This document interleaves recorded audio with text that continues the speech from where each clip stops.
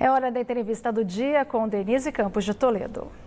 E vamos falar agora sobre a sabatina do André Mendonça, agora já aprovado para o STF, e a configuração dos partidos para as eleições de 2022. Eu converso com o Cláudio Couto, que é cientista político, coordenador do mestrado profissional em gestão e políticas públicas da FGV. Cláudio Couto, boa noite.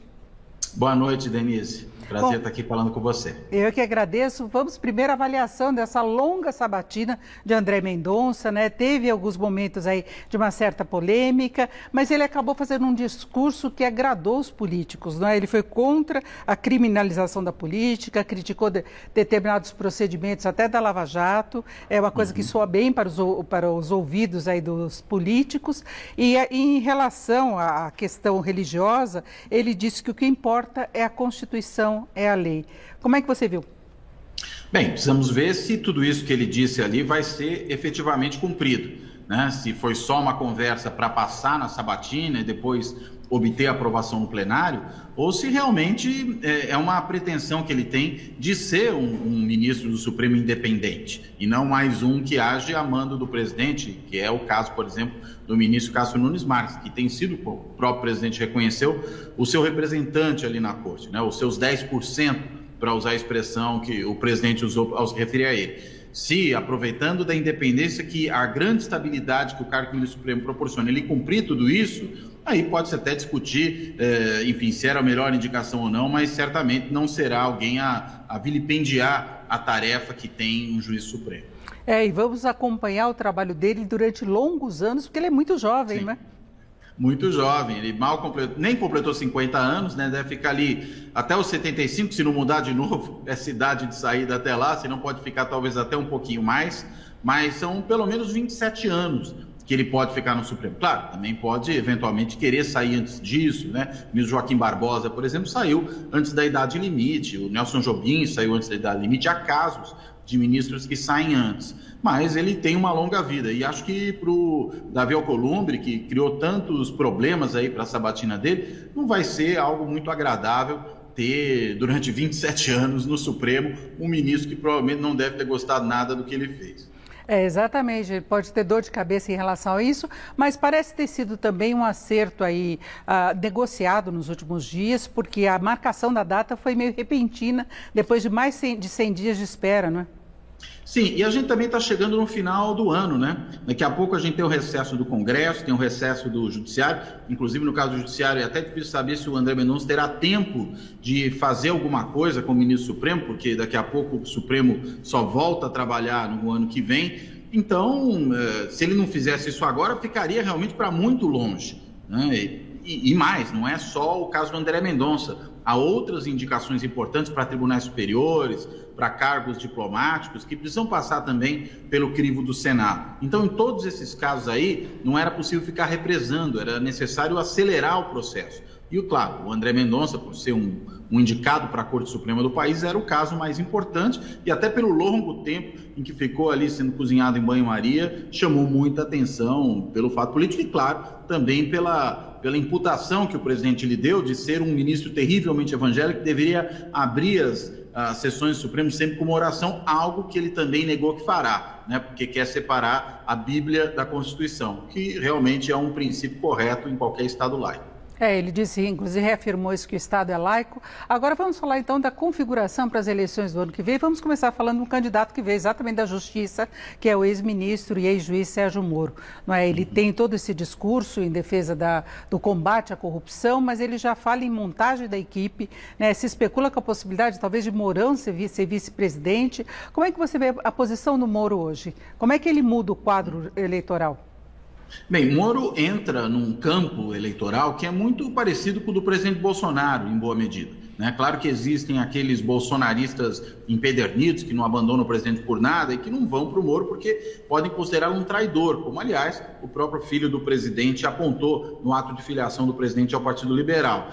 Mas outros, né, que votaram em Bolsonaro, muito impulsionados pela Lava Jato, por essa negação da política tradicional, esses podem ver em Moro uma alternativa. Né? Então, o Moro, eu entendo, ele tira votos do presidente, tem esse potencial, pelo menos, e, sobretudo, se a erosão da popularidade do presidente continuar, a tendência é que Moro cresça em sacrifício do presidente Bolsonaro.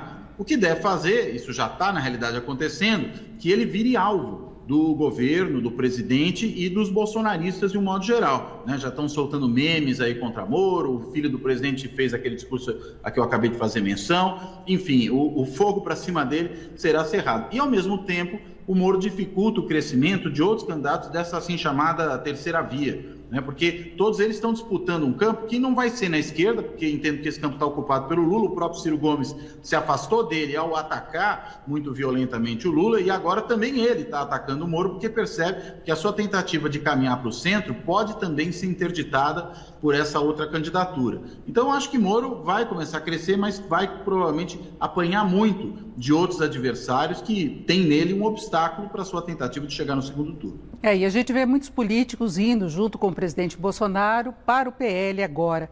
Como é que fica a posição do presidente se aliando aí nos partidos do Centrão e partido que tem muitas acusações de corrupção?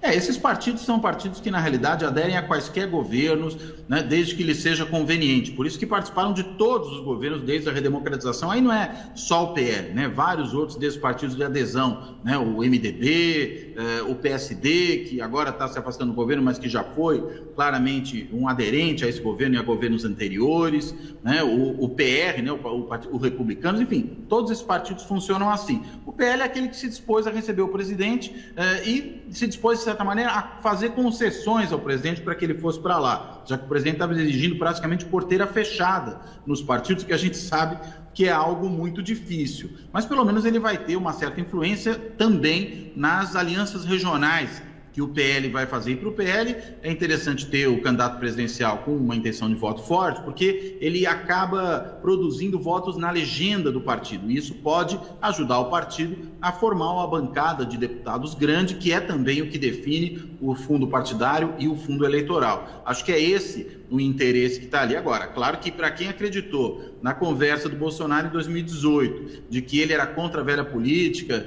de que, como cantou o general Heleno, né, que se gritar pega centrão, não fica um, meu irmão, né? Agora o Bolsonaro está abraçado com todos os partidos do Centrão, inclusive se filiou a um, embora ele mesmo tenha sido parte de partido do Centrão durante toda a vida, né? Como foi o caso do PP, do PTB, partidos aos quais ele pertenceu anteriormente. Agora, o presidente continua muito próximo também do PP, que é de Arthur Lira, e isso pode mexer com os apoios regionais nos estados, não apenas por ele agora integrar também o PL. Aí como é que ficam outros partidos, antes de chegarmos à esquerda? Tem a questão do PSDB também, que saiu de prévias muito disputadas, né?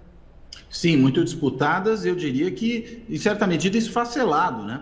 Porque foram prévias muito violentas do ponto de vista retórico, né? Houve muitos ataques recíprocos, houve muito questionamento, inclusive a lisura do processo e, consequentemente, a lisura dos adversários por parte dos dois contendores ali. Eu acho difícil que o Dória consiga levar o partido unificado até a campanha do ano que vem. A gente já vai ver defecções importantes agora, a saída do Geraldo Alckmin e certamente do grupo que está com ele vai ser uma defecção importante. Alckmin é um fundador do PSDB, a história dele se confunde com a do próprio partido, saindo agora.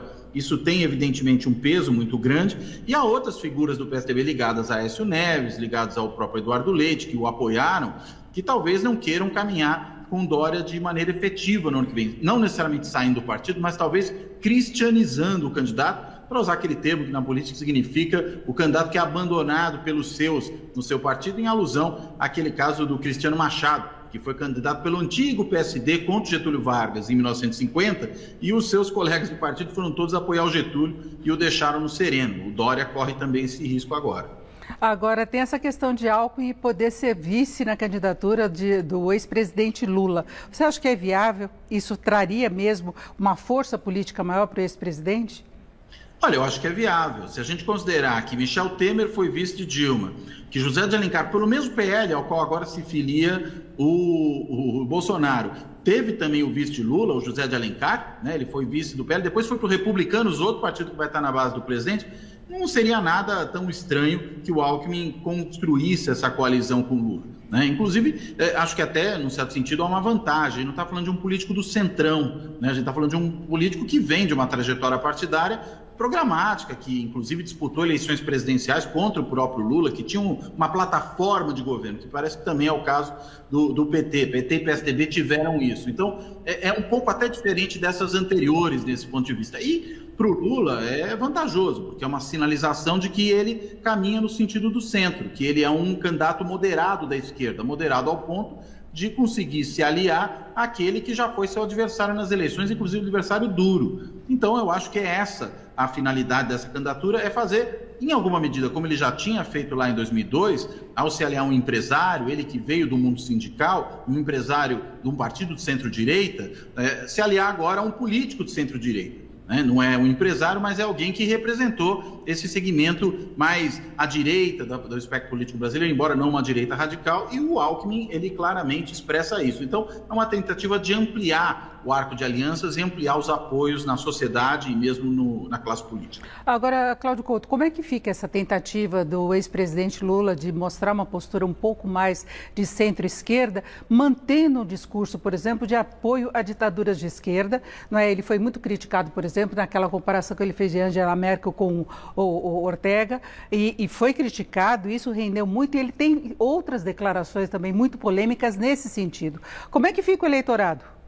Isso dificulta a vida dele, né? Porque parece que tem dois discursos, e de certa maneira tem mesmo, né? Porque a gente vê que esse é um discurso que é importante no caso do PT para satisfazer uma certa base do partido, e uma base não só interna, né, de filiados, mas de setores da esquerda na sociedade, que ainda alimentam alguma simpatia pelos regimes autoritários de esquerda da Venezuela, de Cuba, da Nicarágua, e aí tem muito prurido, tem muita dificuldade de chamar esses regimes pelo seu nome, ditaduras, regimes autoritários.